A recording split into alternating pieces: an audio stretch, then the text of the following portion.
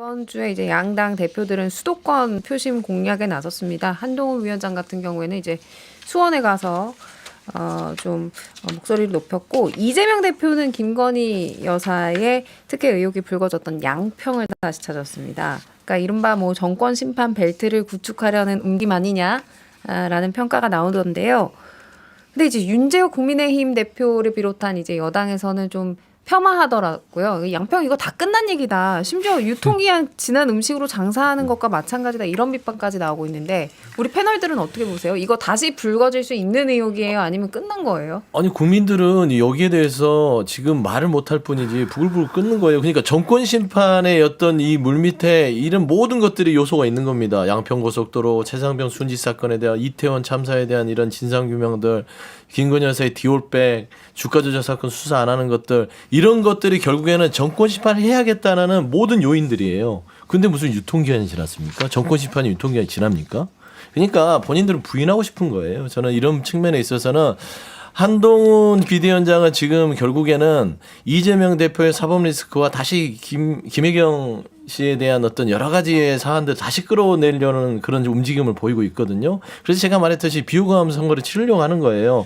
하지만 정권 심판의 부분에 있어서는 명확하게 윤석열 정부가 실수했던, 그리고 덮고 갔던 이 부분을 저희는 부각하는 것들이 이번 총선에서의 어떤 프레임의 명확한 기조다라는 측면에서는 유통기한이 아니라 이거는 국민들이 정말 이거를 알고 싶고 속 시원하게 해소하고 싶다라는 측면을 긁어주는 것이다. 근데 이재명 대표가 그거 할 시간 되시겠어요? 그 재판 3월 4월 재판 받으셔야 되고. 그래서 선대위원장을 빨리 임명해서 여러분들을 보내는 거죠. 개항을에 지금 원희룡 전 장관이랑 치열하게 붙고 지금은 지지율이 오차범위 내로 따라잡힌 상황이라서 이재명 대표가 재판 갔다가 개항을 챙겼다가 하면서 양평까지 가실 시간은 없을 것 같은데요.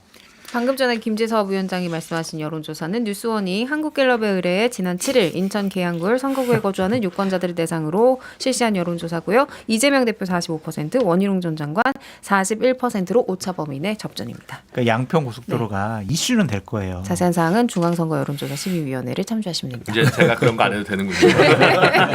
말씀 이어서 하시죠. 이슈가 될 거는 같은데 핫 이슈가 될 거냐를 좀 살펴봐야 될 것 같아요. 그래, 양평 고속도로 뭐 문제 있는 것 같아, 이런 인식만 갖고 표심을 막 좌지우지 못할 거예요. 근데 만약 이 양평 고속도로 의혹 사건과 관련해서 다른 새로운 증언, 뭐 아니면 여러 가지 문제 제기가 된다면 이것은 핫 이슈가 될 수밖에 없겠죠. 그러니까 그러한 네거티브성 공격을 민주당이 어떤 조사나 제보를 잘 받아가지고 계속 이끌어가면 이거는 또 폭발력 있는 이슈가 될 거예요. 김준 저는 대표는요? 저희가 좀 더 열심히 해야겠다는 생각을 하게 되는데, 왜냐하면 녹색정이다. 메신저가 사법 리스크가 어쨌든 있는 상황에서 이런 목소리에 힘이 안 실리는 것 같아요. 그게 뭐 조국 대표든 이재명 대표든 어쨌든 사법 리스크가 있다 보니까 시민들이 보시기에 아니 정당한 문제 제기인데 오히려 이게 진영론적 싸움으로 약간 돼버리는 문제가 있기 때문에 저희가 더 열심히 하겠습니다. 정권 심판에 최선두에 녹색 정의당에 서겠습니다. 시간이 없어요. 빨리 하려면. 네. 지금 이재명 대표 관련해서는 할 이야기가 정말 많은데 여론조사 얘기도 깊게 하면 할 수 있고, 조금 이거는 차차 다음 주에도 이어가도록 하고요. 이번 주에 이제 더불어민주당 이재명 대표 그리고 조국혁신당의 조국 대표가 만났죠. 뭐 상견례 채원이다, 뭐 별다른 어젠다 없이 가서 접견을 한 거다, 이런 분석도 있지만 사실상 이거 진지하게 연대를 약속한 거다라는 평가도 나오고요.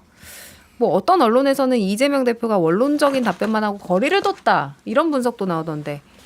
정치인한테 사진이 어떤 의미를 갖는지는 그럼요. 이재명 대표, 조국 전 장관 다 아실 텐데 두 분이 그렇게 손 맞잡고 나서 사실은 뭐 원론적인 얘기만 했어요. 이거 누가 믿겠어요. 근데 저는 총선이 결국에는 중도층 싸움이잖아요. 큰 테마 안에 정권 심판론이 깔려 있는 것이고 부인하기 어렵게 그 가운데서 얼마큼 여당이 선전하느냐가 이번 총선의 핵심인데, 저는 조국 전 장관과 이재명 대표가 손을 잡는 모양으로 중도층은 상당히 많이 이반이 좀 일어날 것 같다는 생각이 좀 들어요. 그래서 사실은 이 조국 전 장관 같은 경우에는 과거에 이제 여론조사 이런 거 보게 되면 조국 전 장관 법무부 장관 임명 여부에 대해서 한 여론이 반반 정도 갈렸고, 조국 전 가족의 일가에 대한 수사가 과잉이냐 아니냐에 대해서도 여론이 꽤 한 40% 이상 나왔던 걸로 제가 다 기억을 하거든요.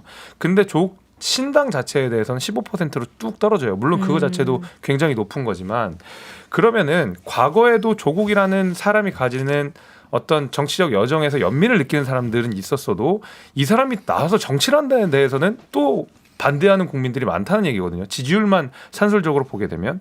근데 그런 조국 전 장관을 이재명 대표가 그냥 손을 잡고 끌고 간다 하면은 거기에서 이탈할 중도층들이 많을 텐데 이거 자체가 민주당을 짠물로 만들어주고 더 강성 민주당을 만드는 데는 도움이 될지 몰라도 중도층을 눈돌리게 하는 데는 큰 악재라고 저는 봅니다. 저는 다른 관점이 있어요. 그러니까 중도층이 대통령에 대한 부정평가가 높잖아요. 그러니까 이번 총선이 조국에 대한 심판이냐 대통령 국정 운영에 대한 심판이냐 이걸 놓고 중도층이 판단을 해봤을 때 민주당하고 조국 혁신당하고 손을 합치니까 우리 민주당 찍지 말아야지라고 할 것이냐.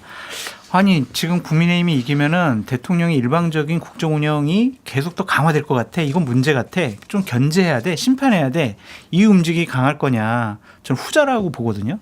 지난번 대선은 조국에 대한 심판 선거였지만 이번 총선은 대통령에 대한 정권에 대한 심판 선거이기 때문에 오히려 조국 혁신당이 민주당과 같이 선거 연대를 하는 듯한 모습을 보이는 거는 민주당한테 득이 될 것 같아요. 왜냐하면 민주당이 공천 잘못하는 것 같고 분란 있는 것 같은데 그래서 민주당 지지층들도 좀 이완됐었거든요.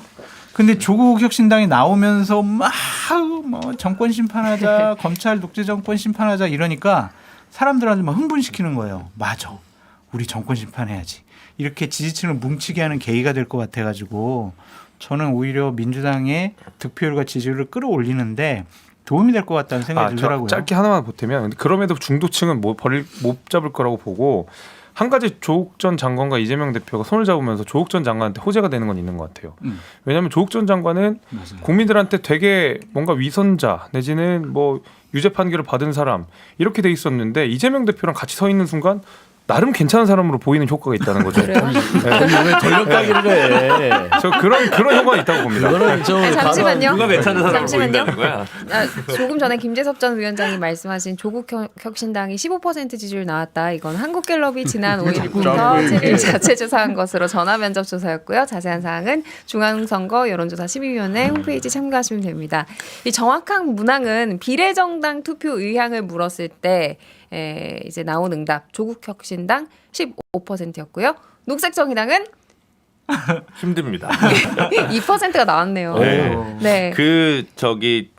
그런 건 있을 것 같아요. 제가 이제 알기로는 이 비례연합정당, 더불어민주연합 15번 지난번에 더불어시민당이 17번까지 됐잖아요. 근데 이번에 15번, 16번이 외부 몫이에요. 그러니까 소수 정당 몫이에요. 그러니까 어차피 민주당은 14번까지만 돼도 똑같은 거예요. 15번, 16번이 뭐 진보당이나 뭐 기본소득당 이쪽이 되느니 그냥 뭐 조국 혁신당이 가져가는 게 더 쉽다고 생각할 수도 있어요. 말하자면, 그러니까 목표치를 어디로 둘 거냐에 관해서 미묘한 그런 수싸움이 있을 수도 있다라고 드는 생각이 좀 보여지고, 다만 너무 이렇게 법조인 중심으로 조국 혁신당이 이렇게 쭉 이렇게 영입을 하고 있잖아요. 마지막에는 좀 예. 바뀌긴 했지만, 그래서 이게 두 가지가 있을 것 같은데, 하나는 지금 뭐 물론 동정 여론도 있겠지만 공천이 잘못되고 있다는 생각에 마음 갈 데 없는 민주당 지지층이 일시적으로 좀 지지율이 오는 반사체적인 부분이 지지율의 한 절반 정도가 있다는 생각이 들고, 나머지는 저는 이제 그런 생각을 하는데, 윤석열 정권 심판을 어떻게 하느냐가 되게 중요한데, 그게 검찰 심판이냐, 그러니까 저희 같은 경우는 이제 뭐 원전 정책 밀어붙이는 문제라든가 뭐 노동 문제라든가 이런 문제를 가지고 정권 심판을 해야 된다고 하는 쪽이어서, 어차피 저희랑은 좀 포지션이랑 각도는 좀 다르지만 한쪽 당이 검찰 이슈만 가지고 얘기했을 때는 좀 민생 문제에 대해서 좀 도외시하는 거 아니냐, 이런 비판이 있을 수 있을 것 같습니다. 네, 서영주 부대변인이 좀 이렇게 정리해 주시는 멘트를 해야 될 것 같고 이야기를 들어봐야 될 것 같은데 시간이 약간 애매해서 30초예요? 아니 광고를 듣고 와서 듣는 걸로 하죠. 없다는 얘기네. 없다는 얘기를. 네, 서영주 부대변인님. 그래서 연대를 합니까 안 합니까? 연대를 하는 것 같은 안 하는 연대. 그러니까 그게 말하자면 뭐예요? 보통 우리가 많이 알잖아요. CM송 중에 말하지 않아도 알아요 이런 거거든요. 말씀 조국의 안 강은 하시겠다는 건너야 될 게 아니에요. 민주당에게는 조국의 강은 바라보는 것입니다. 그러니까 조국의 강은 조국의 강대로 흐르는 것이고 민주당은 민주당대로 가는 것인데 민주당은 조국 혁신당이 호재는 맞아요. 장소연님 말대로 우리가 공천자범으로 이 정권 심판을 눌러놨던 거를 뚫어줄 수 있는 알겠습니다. 역할을 할 것이다. 인사드려야 돼요. 내일 그래요? 오전 11시 5분에 정치인사 다시 오겠습니다. 저는 고맙습니다. 감사합니다. 감사합니다.